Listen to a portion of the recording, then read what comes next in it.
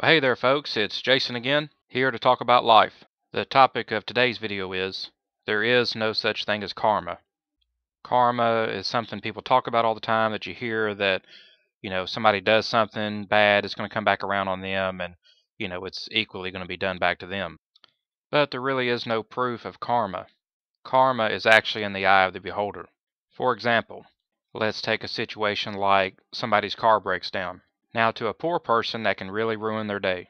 They may not have the money, and this can put them in a real bind that they don't need on top of everything else. And someone can say, hey, that was karma, because he did something bad to me, and now his car's broken down, so there we go. That was karma at work.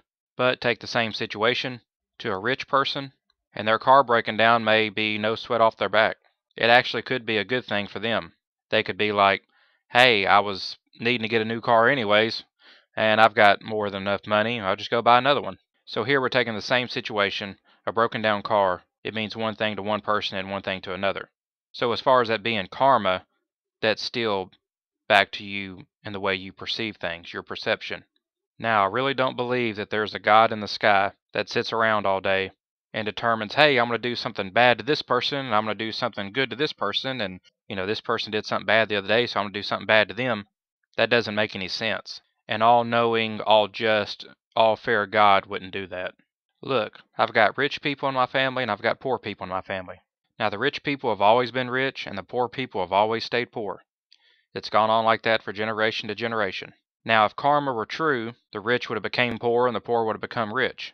Now, the reason the rich have stayed rich and the poor have stayed poor is because of their education, their attitude, and how they handle life, their decisions.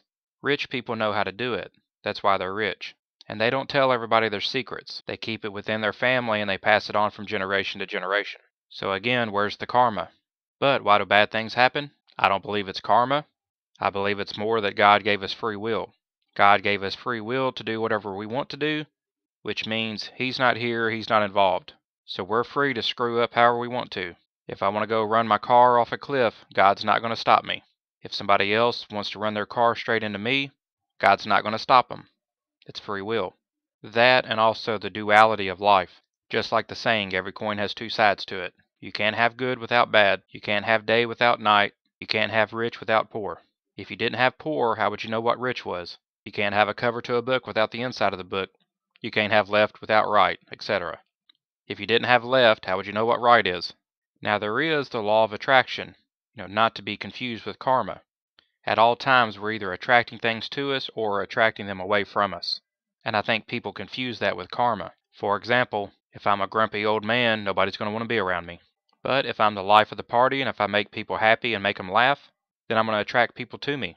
What karma really is that if you had something bad happen to you in your life, like you had a boyfriend cheat on you, or a spouse do you wrong, whatever, or somebody wrongly fired you, something like that, and another person and your friend that's on your side about it, is going to say, hey, that person did you wrong, and you know what, it's going to come back one day on them. And that makes you feel good in the moment, that you just had something really bad happen to you and somebody did you dirty. But now you're happy because your friends told you that it's going to come back on that person because of karma. So you're like, well, maybe I was doing wrong, but hey, they're going to get theirs too, so, this makes it all fair. And there's just really no proof in that. I mean, there's plenty of people throughout life that just do people wrong all the time. And yeah, sometimes they have something bad happen to them, but they don't let it affect them. They just dust themselves off and get right back up and do what they've always done. Let me also add that it's so much better to stay focused on yourself rather than to stay focused on the other person. If you stay focused on the other person that screwed you over, number one, you're taken away from your own life, because every second we're getting closer to death. So you could be out doing something fun, enjoying your life, but you're focused on this other person that did something bad, to you, and you're wanting to sit around and watch and wait for something bad to happen to them. And no matter what happens to that other person, you're never going to get the satisfaction you're looking for. Because even if they do have something bad happen to them, your life still sucks. So in other words, think about yourself and live selfish. Most people won't say it like that, but that's the truth. Let's say that my life sucks and I'm sitting around waiting on some rich, snobby person to go bankrupt and lose all their money because they were a rich snob to me, and I'd get so much joy if they just went bankrupt and, become poor like other people. The thing is, even if that does happen, they're not going to give you the satisfaction you're looking for. They're not going to say, oh, well, I'm poor now. I guess I'm down to your level, so let's hang out. I'm sorry. Even when things like that happen, those people are not going to give you the satisfaction. They'll all of a sudden move away or something to where, people can't sit around and gloat about it. In other words, most people can't take what they dish out. That when they're dishing it out, it's okay, but when it comes back around on them, it's all of a sudden, I don't want to play, I'm not playing this game. See you later. So again, focus on yourself, live selfish. Again, let's say the wealthiest person in the world, let's say they go bankrupt today. That doesn't make me any richer. So instead of being focused on that other person, waiting for them to lose everything they have, it's better to focus on myself, my problems, and my situations. Now, a lot of people could be sitting there and they're like, well, karma, law of attraction, whatever you want to call it, it's the same thing. No, it's not. Karma tries to imply that there's a God out there doing all this. The law of attraction is that it's you and I doing all this.